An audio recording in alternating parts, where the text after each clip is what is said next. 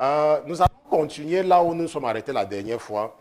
Et pour ceux qui sont là depuis le début de cette série, nous avons commencé à étudier, et ça, je vais projeter ça sur mon écran.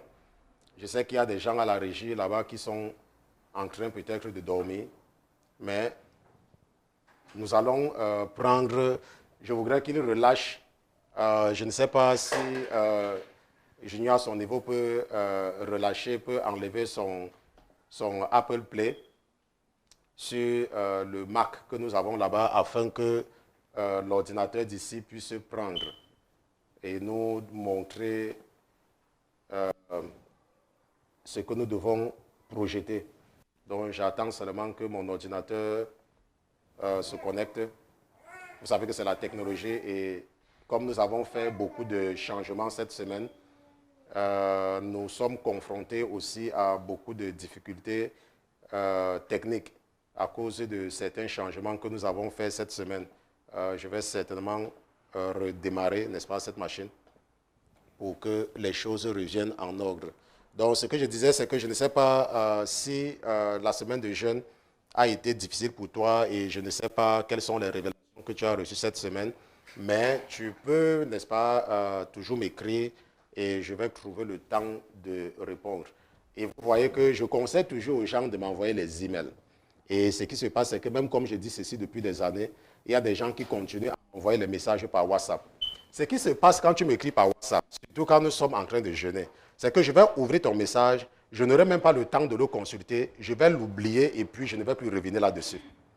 N'est-ce pas? Alors qu'avec les emails, je reviens sur les emails parce que les emails sont beaucoup plus faciles à gérer. Je sais que je dis ceci depuis des années à beaucoup de personnes, mais il y en a qui n'écoutent toujours pas, n'est-ce pas? Je pense que c'est parce que WhatsApp est beaucoup plus facile pour envoyer les emails que beaucoup de personnes n'écoutent toujours pas. Lorsque le pasteur dit envoyer les emails. Et si tu envoies un message par WhatsApp et je ne te réponds pas, il ne faut pas dire que le pasteur a ignoré mon message.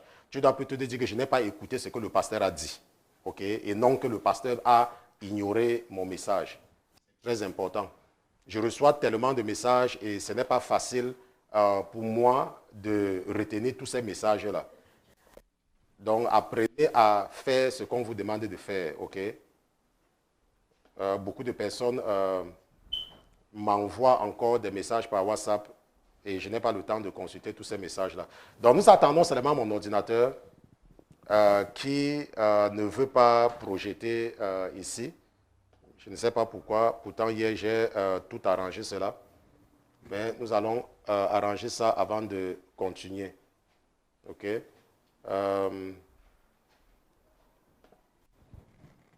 Donc, nous allons attendre un peu.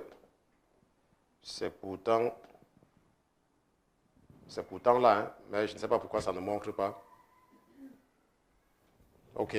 Nous allons continuer comme ça. Nous n'aurons pas de retour ici en salle à cause de ce que je ne comprends pas. Mais nous sommes en période de jeûne. Donc, ne nous dérangeons pas. Ça va venir.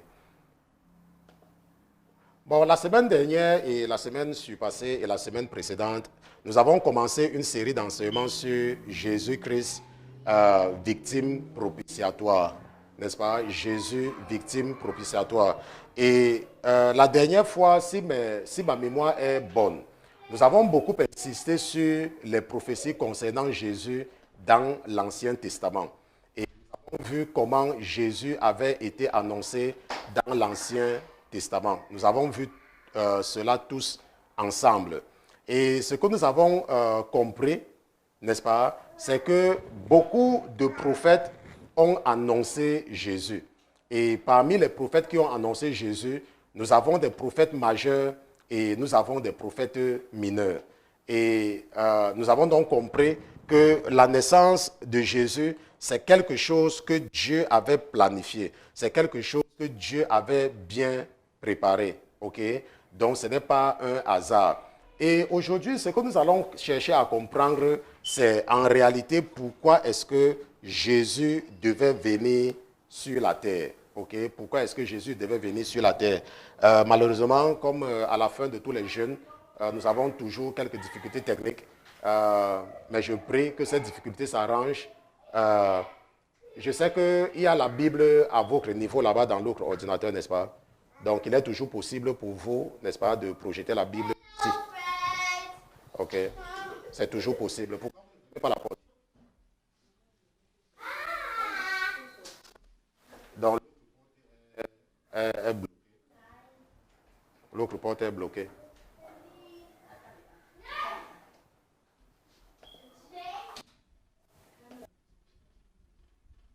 OK. Ne nous dérangeons pas. Je vous ai dit qu'en période de jeûne, il y a beaucoup d'agitation. Mais nous allons gérer. On va gérer. On va gérer, n'est-ce pas, beaucoup d'agitation pendant le jeûne. Et nous devons être patients. Nous allons gérer. OK. Donc j'attends encore les gens de la régie. OK, ils ont la Bible là-bas. Et c'est vrai que je ne les ai pas encore formés sur d'autres aspects, mais ils vont s'en sortir certainement. Est-ce que nous avons? OK, je pense que je peux utiliser mon téléphone pour vous qui êtes en salle, parce que pour ceux qui sont en train de nous écouter à distance, ils n'ont pas de problème, ils n'auront pas de problème. Mais c'est surtout pour nous qui sommes ici là que je ne voudrais pas que vous soyez négligés. OK? Donc nous allons utiliser plutôt mon téléphone et nous allons projeter ça ici sur l'écran. OK? Pour que vous ayez... OK, donc ça c'est bon. Et ce que nous faisons, donc, c'est... OK. Donc, on va passer par mon téléphone, OK? L'ordinateur dérange. Donc, je disais que la dernière fois, nous avons vu... nous étions dans la deuxième partie de notre série d'enseignements sur Jésus-Christ, victime propitiatoire. OK? Jésus-Christ, victime propitiatoire. Et aujourd'hui, nous allons donc continuer avec la suite. Je ne sais pas si nous allons terminer aujourd'hui, mais nous allons continuer avec la suite de cette série d'enseignements. Nous avons vu que Jésus n'est pas seulement venu au hasard. Beaucoup de prophètes ont annoncé Jésus, beaucoup de prophètes. Depuis le livre des Nombres jusqu'au livre, n'est-ce pas, de Osée, beaucoup de prophètes l'ont annoncé. C'est pour cela que nous allons partir tous ensemble dans le livre de l'Apocalypse, le livre des Révélations. Nous allons partir dans le livre de Jean, dans l'évangile de Jean. Et nous allons lire Jean chapitre 3 à partir du verset 13. OK, donc je vais inviter quelqu'un à partir de Jean chapitre 3. Et nous allons lire à partir du verset 13. OK, je ne sais pas si quelqu'un voit ça sur mon écran. OK, maintenant, qu'est-ce que la Bible dit? Nous lisons à partir du verset 13. Bon, j'espère que vous voyez. OK, ne vous gênez pas, je n'ai pas mon ordinateur avec moi. La Bible dit or, personne n'est monté au ciel que celui qui est descendu du ciel, savoir le Fils de l'homme qui est dans le ciel. Et comme Moïse éleva le serpent dans le désert, de même, il faut que le Fils de l'homme soit élevé, afin que quiconque croit en lui ne périsse point, mais qu'il ait la vie éternelle. La Bible dit que car Dieu a tant aimé le monde qu'il a donné son Fils unique, afin que quiconque croit en lui ne périsse point, mais qu'il ait la vie éternelle. Je ne sais pas si on se comprend. La Bible dit que Dieu a tant aimé le monde qu'il a donné son Fils unique, c'est-à-dire Jésus-Christ, afin que quiconque... Donc, nous voyons ici là qu'il n'y a pas de distinction entre les hommes en matière de salut. Ça veut dire que tous les hommes sont des candidats au salut. Et quand je parle d'hommes, je parle aussi de femmes. OK? Quand je parle des hommes, je parle aussi des femmes. Nous sommes tous candidats au salut parce que la Bible dit que Dieu a tant aimé le monde. Jean chapitre 3, n'est-ce pas, verset 16, qu'il a donné son Fils unique afin que quiconque croit. Maintenant, la Bible dit que Dieu n'a pas envoyé son Fils dans le monde pour condamner le monde, Mais, afin que le monde soit sauvé par lui, afin que le monde soit sauvé par lui. Ça veut dire que quoi? Ça veut dire que, imagine un peu que tu aies des problèmes avec quelqu'un. Imagine un peu que tu aies des problèmes avec quelqu'un. Et parce que tu ne comprends pas certaines choses, tu dis que tu vas partir sur tes genoux et prier pour que quelque chose arrive à cette personne. Tu vois qu'à la fin de la journée, ce serait seulement une perte de temps pour toi. Parce que la Bible dit que Jésus n'est pas venu condamner. Jésus est venu sauver. Il y a des gens que parfois, quand ils ont des problèmes, et leur mauvais cœur les amène à croire que Dieu va punir quelqu'un seulement parce qu'eux, ils ont des problèmes avec la personne. Jésus n'est pas venu pour condamner quelqu'un. Jésus est venu nous sauver tous. Je ne sais pas si quelqu'un comprend. Jésus est venu nous sauver tous.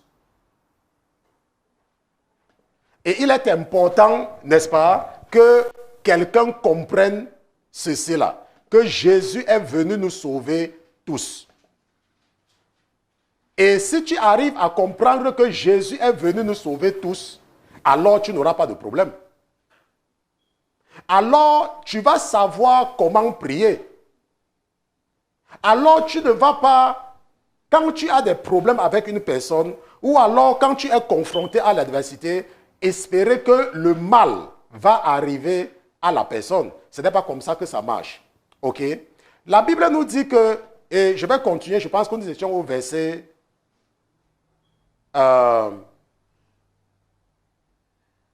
nous étions au verset... Nous sommes dans Jean chapitre 3. Mon ordinateur est parti dans 2 Corinthiens pour une certaine raison. Donc nous sommes au verset 18.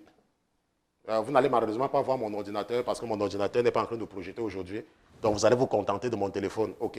Donc la Bible dit que celui qui croit en lui n'est point condamné, mais celui qui ne croit pas est déjà condamné parce qu'il n'a pas cru au nom du Fils unique de Dieu. Et la cause de cette condamnation, c'est que la lumière est venue dans le monde et que les hommes ont mieux aimé les ténèbres que la lumière parce que leurs œuvres étaient mauvaises. Parce que leurs œuvres étaient mauvaises. La Bible dit que car quiconque fait le mal hait la lumière et ne vient point à la lumière de peur que ses œuvres ne soient reprises. Mais celui qui agit selon la vérité vient à la lumière afin que ses œuvres soient manifestées parce qu'elles sont faites en Dieu. La Bible dit que la lumière est venue dans le monde, mais les hommes ont préféré les ténèbres à la lumière. C'est pour cela que nous voyons que le mal domine beaucoup sur la terre. Parce que quand tu es sur la terre et que tu fais du bien, les gens vont toujours s'opposer à toi. Okay? Parce que les gens du monde n'ont pas la lumière en eux. Les gens du monde préfèrent les ténèbres à la lumière. Et Jésus donc est cette lumière qui est venue dans le monde. Jésus est cette lumière que Dieu a envoyée dans le monde pour éclairer le monde. Donc, c'est pour ça que la Bible dit que celui qui fait le mal hait la lumière. Maintenant, c'est quoi le mal? Le mal, ce n'est pas forcément aller gifler quelqu'un. Le mal, c'est de faire ce qui est contre la volonté de Dieu. Ça, c'est le mal. Tu peux te dire que, oh, je n'insulte pas les gens ou je ne vole pas. Mais ce n'est pas ça forcément le mal. Ce n'est qu'un aspect du mal. À chaque fois que Dieu dit qu'il n'aime pas quelque chose, et toi tu fais cette chose-là, ça veut dire que tu fais ce qui est mal. Et la Bible dit que quiconque fait le mal hait la lumière et ne vient point à la lumière de peur que ses œuvres ne soient révélées. Vous allez voir qu'il y a des gens, et surtout des chrétiens, qui ont un certain langage. C'est ma vie privée. Oh, je ne veux pas que les gens sachent ce que je suis en train de faire. Parce que beaucoup de personnes aiment agir en cachette. Beaucoup de personnes aiment agir dans le secret. Beaucoup de personnes.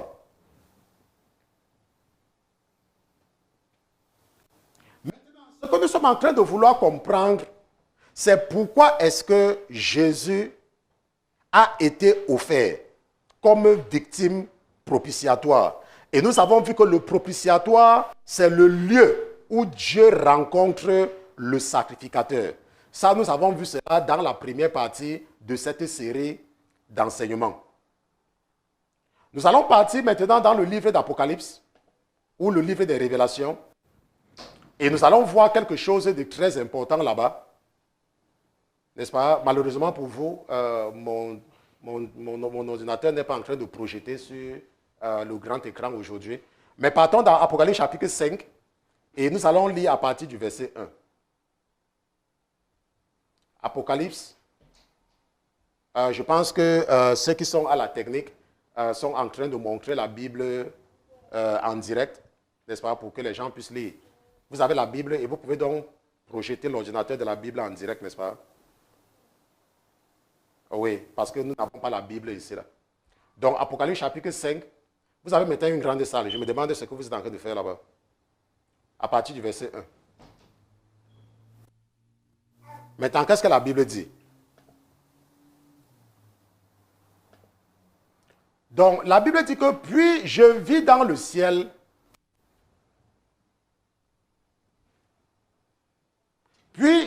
dans la main droite de celui qui était assis sur le trône un livre écrit en dedans et en dehors, scellé de 7 sceaux. Ok? Scellé de 7 sceaux. Je vis aussi un ange puissant qui criait d'une voix forte, qui est digne d'ouvrir le livre et d'en délier les sceaux. Et nul, ni dans le ciel, ni sur la terre, ni sous la terre, ne pouvait ouvrir le livre, ni de le regarder. Et moi, je pleurais beaucoup de ce que personne n'avait été trouvé digne d'ouvrir le livre, ni de le lire, ni de le regarder. Et la Bible dit que, et l'un des anciens me dit, ne pleure point car, voici le lion qui est de la tribu de Juda, le rejeton de David, a vaincu pour ouvrir le livre et en délier les 7 sceaux. N'est-ce pas? Ça, c'est quelque chose qui est en train de se passer. Et la Bible nous dit que personne n'avait pu ouvrir un livre, un certain livre. Et ce livre-là était scellé. Personne. Et la Bible dit que, et je regardais le verset 6, et voici au milieu du trône et des 4 animaux, et au milieu des anciens, un agneau était là comme immolé. Il avait 7 cornes et 7 yeux, qui sont les 7 esprits de Dieu envoyés par toute la terre. Et il vint et il prit le livre de la main droite de celui qui était assis sur le trône. Et quand il eut pris le livre, les 4 animaux et les 24 anciens se prosternaient devant l'agneau, ayant chacun des harpes et des coupes d'or pleines de parfums, lesquels sont les prières des saints. C'est pour ça que parfois, quand, n'est-ce pas, nous parlons de parfums, les parfums, n'est-ce pas, c'est le symbole de la prière des saints, n'est-ce pas, le parfum. C'est le symbole de la prière des saints.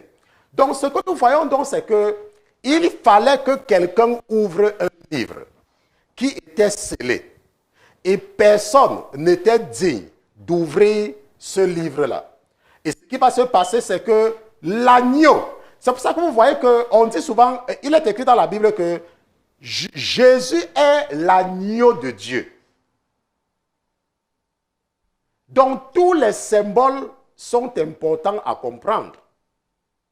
Surtout en cette période de Noël, où les gens sont en train de célébrer la naissance de Jésus-Christ. Il faut comprendre pourquoi est-ce que Jésus est né. Parfois, nous pouvons croire que nous comprenons, mais c'est important de comprendre et de comprendre dans une maturité spirituelle.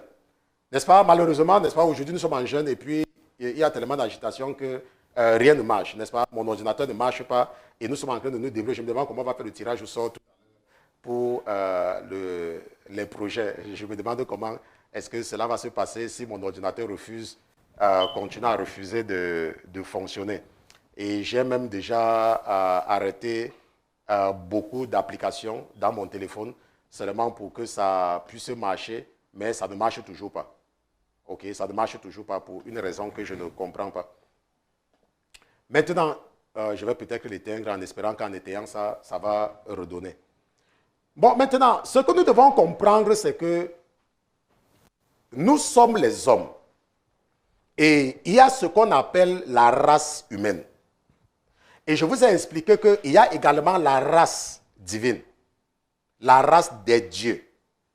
On se comprend? Nous sommes de la race humaine. Et la race humaine est composée de deux catégories de personnes. Il y a les hommes et il y a les femmes. Maintenant, et nous avons aussi ce qu'on appelle la race animale. Il y a les animaux. Et nous savons que les hommes, que l'homme et les animaux ont été créés le même jour. C'est pour cela qu'il y a certains hommes qui se comportent comme des animaux. Nous savons qu'il y a des hommes qui se comportent comme des animaux. Quand vous regardez leur comportement, ce n'est pas différent du comportement animal. Ce n'est pas différent, il n'y a aucune différence. La seule différence, c'est qu'ils marchent sur les deux pieds. Mais leur comportement n'est pas différent du comportement d'un chien. Et c'est pour cela que quelque part même, le Seigneur lui-même qualifie certaines personnes de chiens.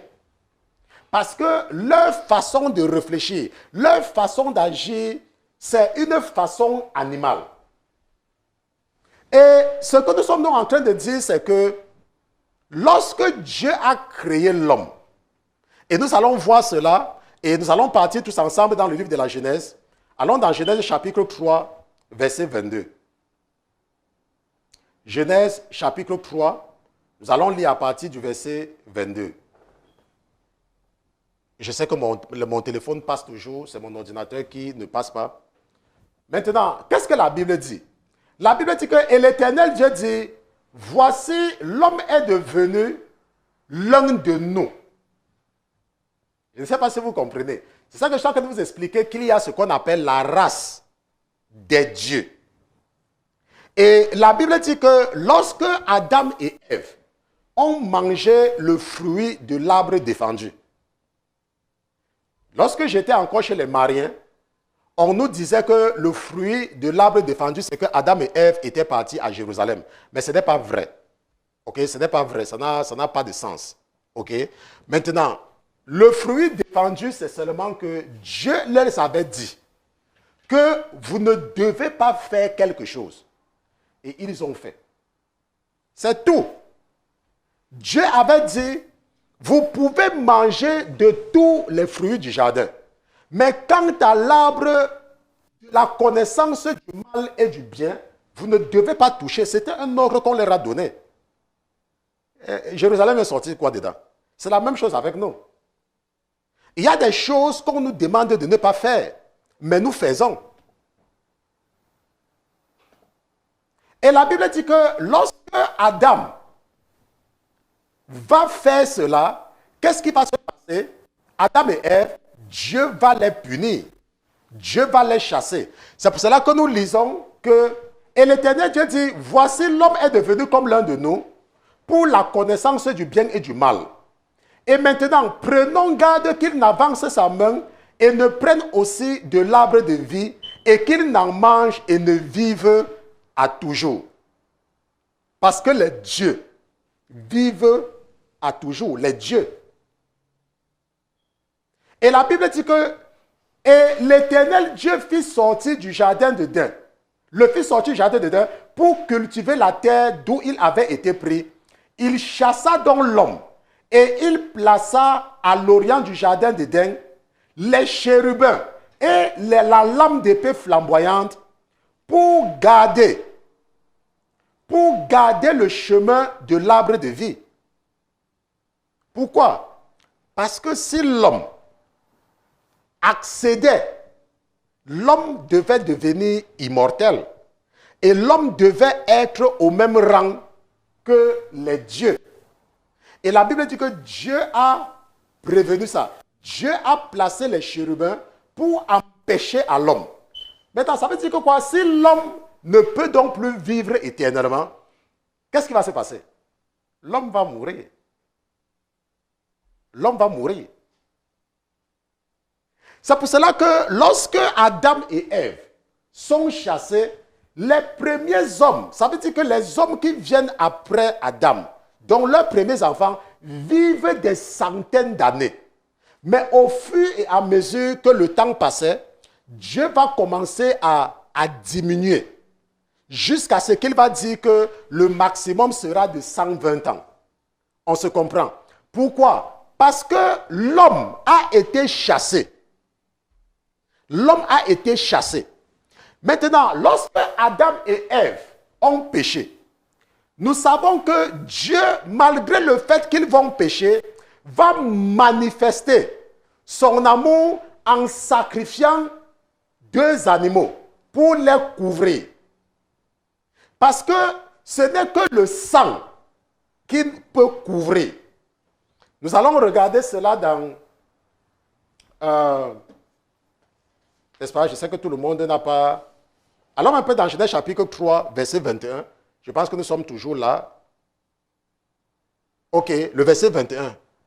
Donc, si nous regardons le verset 21, ça dit, « Et l'Éternel Dieu fit à Adam et à sa femme des robes de peau et les en revêtit. » Il fit à Adam les trucs de peau. Maintenant, il avait pris ça où? Il avait sacrifié, n'est-ce pas, des animaux pour les couvrir. Et lorsqu'on parle de sacrifice, on parle de sang. On ne peut pas sacrifier sans que le sang ne se verse. Maintenant, rappelons-nous que lorsque Dieu les couvre leur nudité, Dieu les chasse. Et ce qui va se passer, pourquoi est-ce que, malgré le fait que Dieu les couvre, il les chasse toujours? C'est parce que c'est un sang qui n'est pas parfait. C'est le sang des animaux. Qu'est-ce qu'il fallait donc pour qu'il y ait réconciliation? Qu'est-ce qu'il fallait? Il fallait un sacrifice parfait. Mais qui peut être parfait? Alors que la Bible dit que même nos justices sont comme quoi? Dans le livre du prophète Isaïe, sont comme des vêtements sales. Notre justice. Il fallait donc quelque chose pour pouvoir nous permettre d'être totalement justifiés. Et même quand Dieu sacrifie les animaux, ça ne justifie pas toujours, n'est-ce pas? Ça ne justifie pas toujours le fait qu'il va garder les hommes en sa présence. Il les chasse. Et il met une barrière. Et il met les chérubins pour les empêcher d'avoir accès à l'arbre de vie. Mais qu'est-ce que Jésus dit? Jésus dit, je suis l'arbre de vie. C'est ce que Jésus dit. Jésus dit, je suis cet arbre-là. Quel arbre? L'arbre qu'on a empêché d'avoir accès. Est-ce que vous comprenez? Cet arbre-là. Jésus dit, je suis l'arbre de vie. Maintenant, est-ce que l'accès à l'arbre peut être gratuit? Non, ça ne peut pas être gratuit. C'est pour cela que pendant que je suis en train d'enseigner, je suis également en train de faire l'effort pour que vous puissiez voir mon écran. ok, pour que nous puissions avoir, pour que tout puisse revenir dans l'ordre. Regardons un peu ce que la Bible nous dit dans Genèse chapitre 4. Ok? Je suis en train d'annuler, n'est-ce pas, tous les protocoles de protection pour que mon ordinateur puisse voir les autres ordinateurs sur le réseau. Et c'est ce qui ne se passe pas pour l'instant. C'est certainement une mise à jour qui a bloqué cela. Allons un peu dans Genèse chapitre 4 et lisons à partir du verset 8. Genèse chapitre 4 et nous lisons à partir du verset 8. Ok? Maintenant, qu'est-ce que la Bible dit? La Bible dit que et Caïn parla à Abel son frère. Et comme ils étaient au champ, Caïn se leva contre Abel son frère et le tua. Ok? Il y a toujours une raison pour laquelle Dieu nous raconte une histoire. Hein? Il n'y a pas quelque chose qui est dans la Bible au hasard. Chaque chose dans la Bible est là pour donner de la compréhension. Maintenant, et l'Éternel dit à Caïn, où est Abel ton frère? Et il répondit, je ne sais. Suis-je le gardien de mon frère? Et qu'est-ce que l'Éternel dit? L'Éternel dit, qu'as-tu fait? La voix du sang de ton frère crie de la terre jusqu'à moi. Maintenant, ça veut dire que quoi? Ça veut dire que quoi? Le sang, la voix du sang de ton frère crie. Ça veut dire que Abel avait crié vengeance et Dieu a écouté son cri. Abel avait crié et Dieu a écouté. Le sang d'Abel avait crié et Dieu a écouté. Pourquoi? Parce que Abel était juste. C'est pour cela qu'il avait crié. Son sang avait crié vengeance. Et Abel était juste. Et Dieu a écouté le cri de vengeance d'Abel.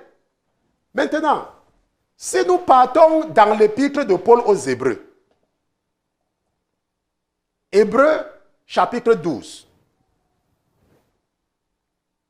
Hébreux chapitre 12. Et nous allons regarder quelque chose là-bas. Dans Hébreux chapitre 12. Hébreux chapitre 12. Regardons le verset 24. Qu'est-ce que la Bible dit? La Bible dit que et de Jésus, médiateur de la nouvelle alliance, et du sang de l'aspersion, qui fait quoi? Qui prononce de meilleures choses que celui d'Abel. Le sang de Jésus parle mieux, parle de meilleures choses que le sang d'Abel. Maintenant, si le sang d'Abel a pu crier vengeance, le sang, et Abel était un homme, c'était le fils de la procréation, il était fait à l'image d'Adam.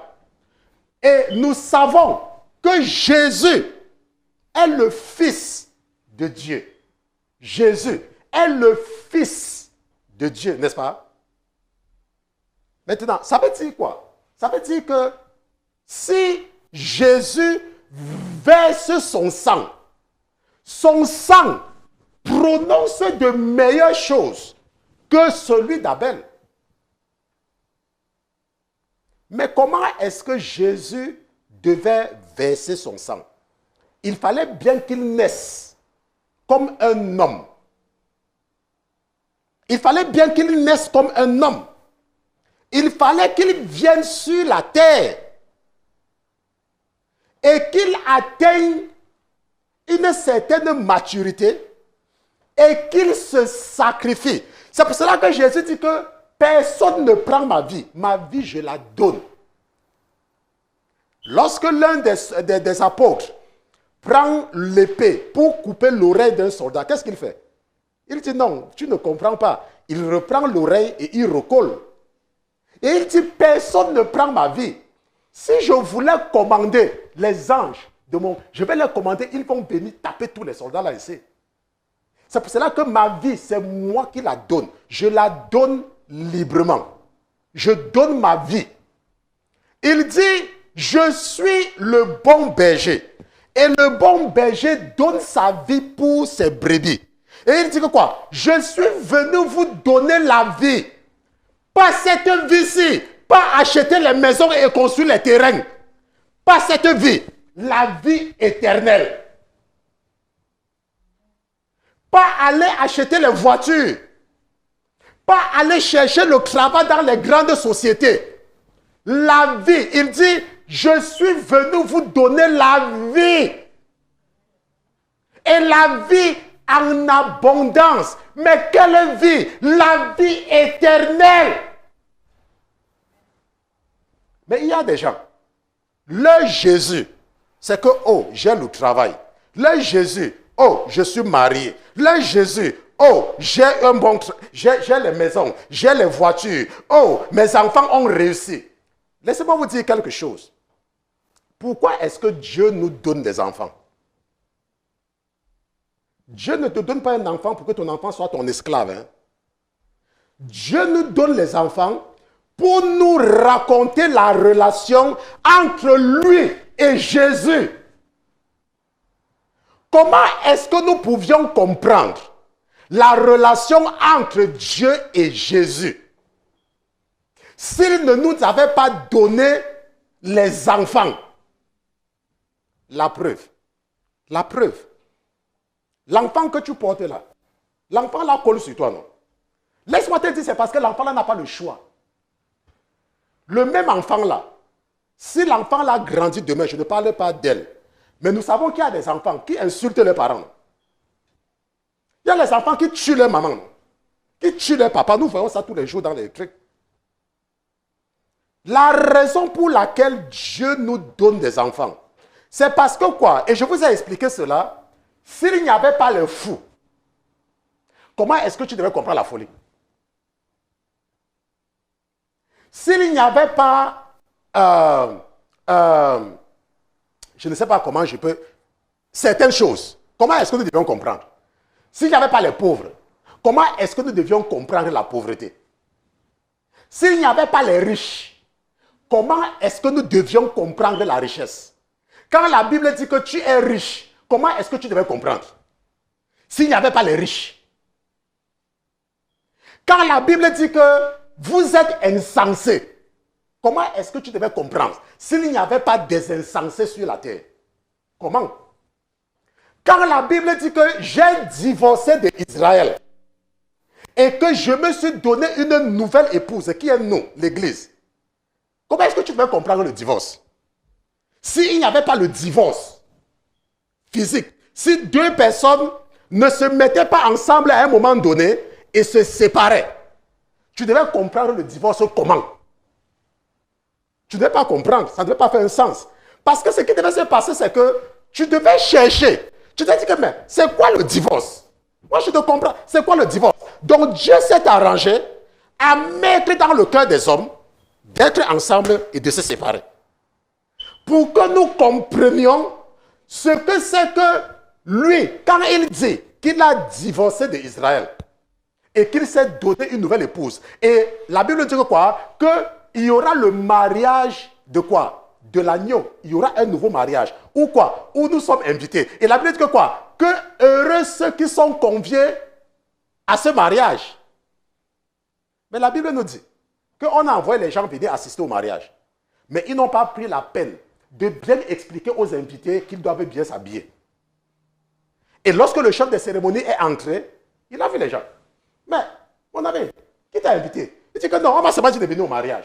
C'est pour cela que nous prenons la peine de vous enseigner la volonté de Dieu. Ce n'est pas seulement aller dire que oh, Jésus sauve et guérit. Donc, ce que nous comprenons, c'est quoi? Ce que nous comprenons, c'est que l'homme avait été chassé de la présence de Dieu. Et qu'est-ce que Dieu a fait? Dieu s'est arrangé à empêcher à l'homme de retourner. Il s'est arrangé pour que l'homme ne retourne pas, afin de manger du fruit de l'arbre de vie et vivre éternellement. Il a mis une barrière. Mais Jésus, qui est son fils, parce que Jésus est quoi? Jésus est le fils de Dieu. La Bible dit que Dieu a tant aimé le monde qu'il a donné son fils. Mais il y a des gens, même comme la Bible dit que Jésus est le fils de Dieu, là, venez voir quelque chose. Jésus c'est Dieu. Jésus c'est Dieu. Jésus c'est Dieu le Père. Et c'est lui Dieu le Fils. Et c'est lui. Ça veut dire que quelqu'un est le Père, quelqu'un est le Fils, quelqu'un est le... Quoi encore là? Quelqu'un est le cousin, quelqu'un est... Jésus lui-même dit, Jésus, c'est lui-même, il dit que mon Père. Et la Bible dit, Dieu a tant aimé le monde qu'il a envoyé son Fils. Mais venez voir certaines personnes. Ça ne dépend pas de ce que vous allez leur montrer. Il faut vous dire que Jésus, c'est le Père. Le Père, c'est Jésus. Jésus, si tu mélanges tout ça, il y a des choses que tu ne vas pas comprendre. C'est vrai que la Bible dit qu'il y en a trois qui rendent témoignage. Et nous allons regarder quelque chose dans Genèse chapitre 1, verset 26. Allons un peu dans Genèse chapitre 1, verset 26. Genèse chapitre 1, verset 26. La Bible dit que quoi? Que Dieu dit, puis Dieu dit, faisons l'homme à notre image. Maintenant, tu vas me dire que le faisons là, qui est la deuxième personne du pluriel là, c'était pour une seule personne. C'était pour plusieurs personnes. Pourquoi? Parce que ce que je suis en train de vouloir vous expliquer, c'est qu'il y a ce qu'on appelle la race des dieux. Le Saint-Esprit est Dieu. C'est l'Esprit. Le Saint-Esprit, c'est quelqu'un, c'est un esprit. Parce que Dieu est esprit, c'est l'Esprit Saint. Mais lui, il ne vient pas dans n'importe qui. C'est le Saint-Esprit qui nous donne la connaissance de Jésus. C'est quand tu as le Saint-Esprit en toi, quand le Saint-Esprit vient vivre en toi, il y a des choses qu'il va t'empêcher de faire parce qu'il vit en toi. Parce que c'est un esprit. Et Dieu est esprit, c'est l'Esprit Saint. C'est un esprit. Et il est parmi Dieu, notre Dieu. Il est une partie de la Sainte Trinité. Marie n'est pas dedans. On n'a pas parlé de Marie ici. Marie n'a jamais été là-bas. Jésus a dit que personne n'est monté au ciel en dehors de celui qui en est descendu. À savoir le Fils de l'homme. Maintenant, Jésus est le Fils de Dieu. Mais comment est-ce que Jésus est venu sur la terre? Nous avons vu ça la dernière fois avec l'Annonciation. Lorsque l'ange Gabriel visite cette jeune fille et lui dit, tu vas accoucher. Et elle dit, comment cela se peut alors que je ne connais pas un homme? Je ne connais pas encore l'homme. Ne te dérange pas. La puissance du Très-Haut va descendre sur toi. Donc Jésus s'est arrangé parce qu'il est Dieu. Il est entré dans la femme, sans relation avec un homme.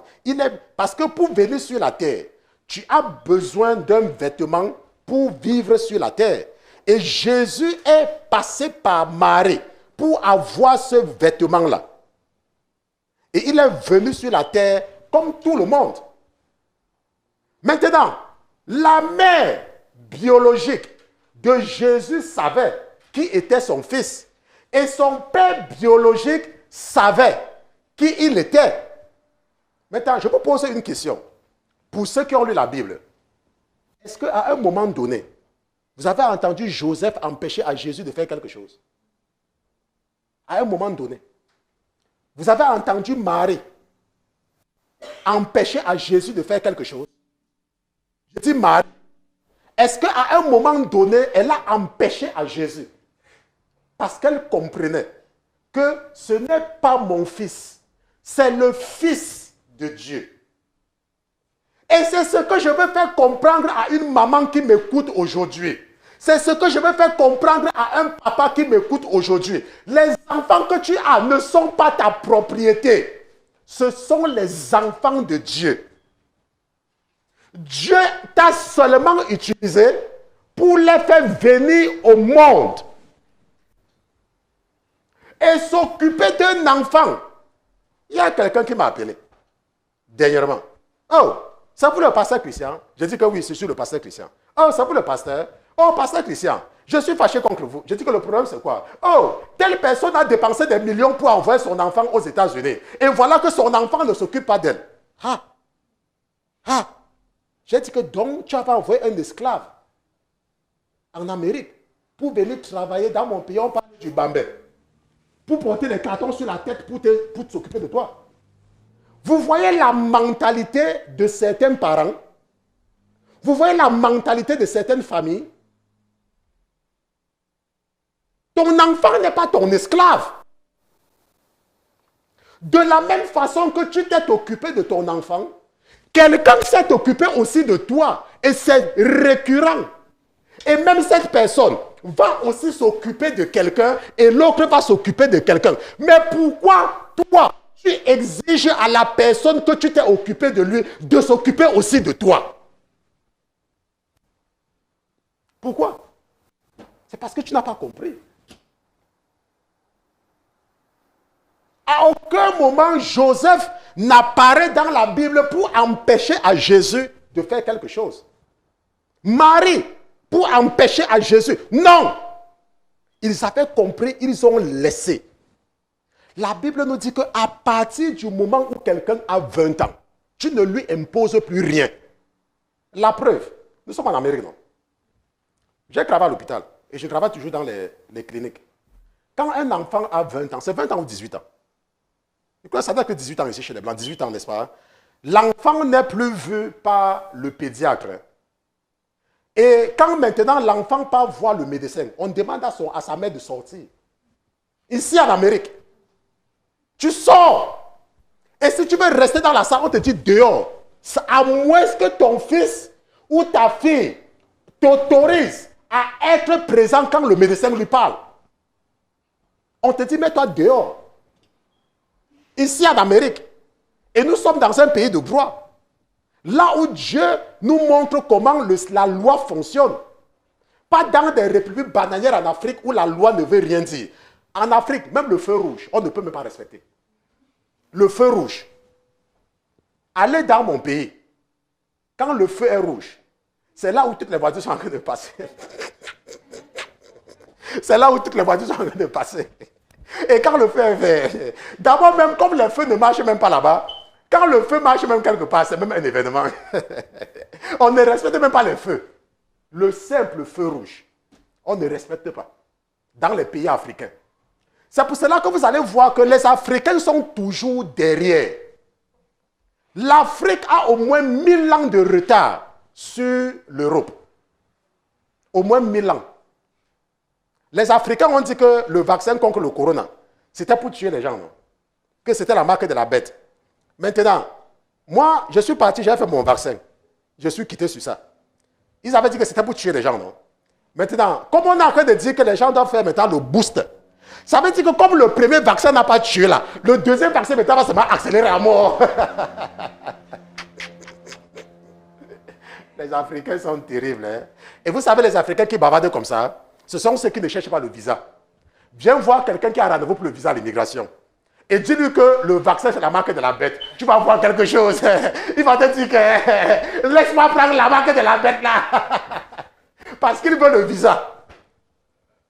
Mais si c'est un écervelé qui n'a rien compris, il va prêcher que le vaccin, c'est la marque de la bête jusqu'à s'asseoir sur ça. Va appeler quelqu'un qui dit que le vaccin, c'est la marque de la bête là. Et dis-lui qu'il y a un concours qu'il va gagner 1 million d'euros. Mais pour faire ça, il faut qu'il prenne... Laisse, tu vas voir quelque chose. Je dis que tu vas voir quelque chose. Ça ne sera pas la marque de la bête. Il va même trouver les justifications même pour prendre le vaccin là. Ne soyons pas bêtes. Hein. Ne soyons pas bêtes. N'est-ce pas? Je ne sais pas ce qui se passe avec mon ordinateur. Nous nous débrouillons comme nous pouvons nous débrouiller. Je sais que ceux qui sont à la régie sont en train de partager les versets bibliques au fur et à mesure que nous avançons. Et comme c'est une semaine de jeûne, nous avons utilisé cette série d'enseignements pour comprendre. Je ne sais pas si quelqu'un n'a pas compris. Je ne sais pas. J'ai expliqué normalement, non? Et je sais maintenant que quelqu'un a compris pourquoi Jésus. Pourquoi Jésus est né et pourquoi est-ce qu'il fallait que Jésus meure. Ce que le sang représente. Pourquoi il fallait verser le sang. Et pourquoi Jésus dit, je suis l'arbre de vie. C'est cet arbre que Jésus est en train de nous expliquer, l'arbre pour la vie éternelle. Et nous avons compris que comme nous sommes en train de prendre sur nous notre manteau écarlate, que nous ne devons plus croire que être béni, c'est quand tout marche bien dans notre vie. Dieu peut nous utiliser et dans le processus, nous souffrons. C'est possible. Dans le processus, nous souffrons. Nous avons vu que Dieu a dit à Josué que Moïse, mon serviteur, est mort. Mais je serai avec toi comme j'ai été avec Moïse. Mais Moïse avait des problèmes. Et Dieu dit qu'il était avec Moïse. Et Moïse avait des problèmes. Ce n'est pas parce que tu as les problèmes dans ta vie que Dieu n'est pas avec toi. Hier soir, je parlais avec une personne et j'ai dit à la personne que je vais prier. Et je vais attendre ce que le Seigneur va me dire. Parce qu'il y a des moments où parfois, quand c'est un problème sérieux, et ça je vous dis vrai, si je me mets, je prie, la réponse vient immédiatement. Et la réponse ne vient pas pour que toi tu comprennes. Je ne sais pas si je suis en train d'expliquer. Quand Dieu veut me dire quelque chose, s'il me parle que tu es là, tu ne vas rien comprendre. Parce que ce n'est pas pour toi. C'est pour moi. Et je comprends le langage. Maintenant, ce n'est pas parce que Dieu est avec toi que tu n'auras pas les problèmes. Tu auras les problèmes. Nous avons vu ensemble, et nous allons terminer par là. Je pense que c'était là où il nous demande de prendre courage. Allons un peu dans Jean chapitre 16, verset 23. Jean chapitre 16 à partir du verset 28. Jean chapitre 3. Je crois qu'on allait terminer là-bas, mais allons dans Jean chapitre 3, c'est très important. Jean, l'évangile de Jean, chapitre 3, regardons un peu à partir du verset 28. Là où Jésus dit,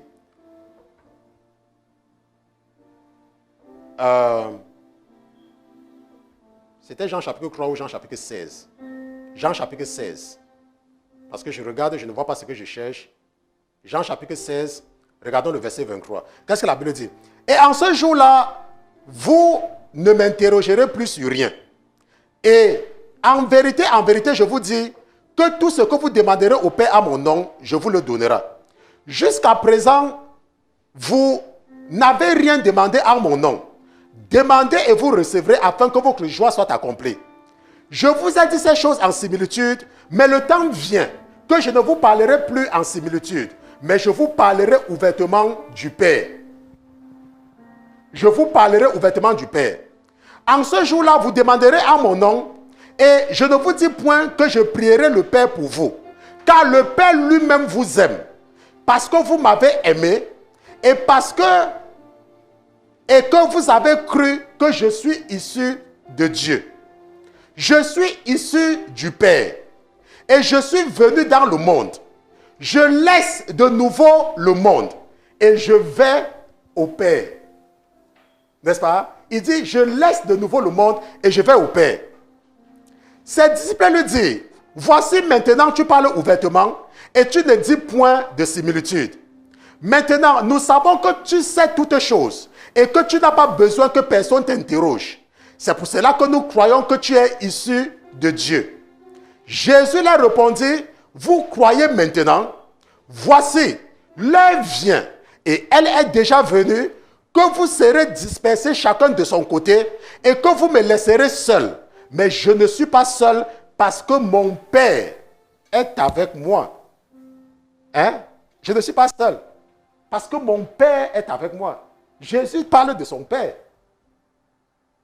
Et Jésus dit qu'il est issu de son Père. Et Jésus parle de son Père. Et qu'est-ce qu'il dit? Il dit, je vous ai dit ces choses afin vous ayez la paix en moi. Vous aurez des afflictions dans le monde. Mais prenez courage. J'ai vaincu le monde. J'ai vaincu le monde. Prenez courage. J'ai vaincu le monde. C'est ce que le Seigneur dit. Vous aurez des afflictions dans le monde. Mais prenez courage. J'ai vaincu le monde.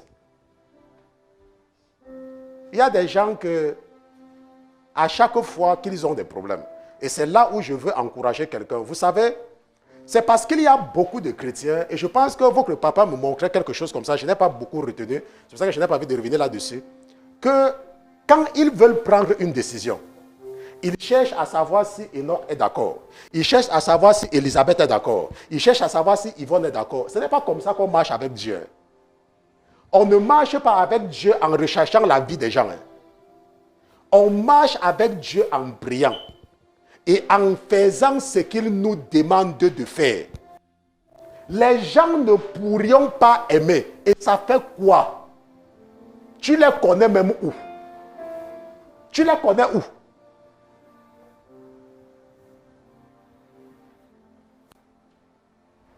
Nous allons nous lever, nous allons prier et nous allons remercier le Saint-Esprit pour tout ce que nous avons appris aujourd'hui. Merci au Saint-Esprit pour l'esprit de la révélation. Nous allons prier. Je ne sais pas ce que tu as appris aujourd'hui. Je ne sais pas ce que tu voulais apprendre. Mais nous allons prier. Et nous allons demander au Saint-Esprit de nous soutenir. Nous allons demander au Saint-Esprit d'avoir ta bouche et commence à parler au Saint-Esprit. Ouvre ta bouche et commence à remercier le Saint-Esprit pour ce qu'il a fait pour toi aujourd'hui. Dis Saint-Esprit, je te dis merci. Je te dis merci de ce que tu m'as soutenu. Je te dis merci de ce que tu as été avec moi. Quelqu'un ouvre la bouche et continue à remercier le Saint-Esprit. Au nom de Jésus-Christ. Au nom de Jésus-Christ. Donc ouvre ta bouche et prie seulement. N'est-ce pas? C'est important pour toi de prier. C'est important pour toi de demander à l'Éternel d'être avec toi et de te soutenir. Quelqu'un ouvre la bouche et continue à prier. Quelqu'un ouvre la bouche et continue à prier. Je ne sais pas ce que tu as appris ce soir, cet après-midi, ce matin, mais tu es en la présence de l'Éternel. Et l'Éternel est certainement avec toi. Donc ouvre ta bouche et prie. Je dis que ouvre ta bouche et prie. Remercie-le pour le message. Remercie-le pour la semaine de jeûne. Remercie-le de t'avoir donné la force de jeûner. Dis papa merci pour le jeûne. Papa merci parce que tu m'as soutenu tout au long de cette semaine. Et tu m'as donné d'être concentré, d'être focalisé. Papa, tu m'as enseigné comment me retenir. Je sais que quelqu'un a appris à mieux se retenir cette fois-ci. Ça, je le sais et j'ai la conviction que tu as appris beaucoup de choses. Donc, ouvre ta bouche et remercie le Saint-Esprit pour cette semaine de jeûne. Remercie-le pour le message et dis-lui, papa, merci de m'avoir montré qui est Jésus. Papa, merci de m'avoir parlé. Papa, merci de m'avoir élevé en connaissance. Quelqu'un remercie le Seigneur. Quelqu'un dit merci, papa. Quelqu'un remercie le Saint-Esprit. Au nom de Jésus-Christ, au nom de Jésus, nous avons prié. Amen. Amen. Comme je disais souvent, c'est quand nous avons terminé le message que l'ordinateur a décidé de se connecter. Que ça a décidé quand on avait terminé. Okay. Nous sommes en période de jeûne. Et nous nous comprenons. C'est pour ça que nous, on ne se dérange pas. Parce que nous comprenons que pendant le jeûne, il y a beaucoup d'esprits qui sont agités. Okay. Ça, nous comprenons. Et ça ne nous dérange pas. Donc, nous allons prier. Père éternel, je te dis merci pour ce message.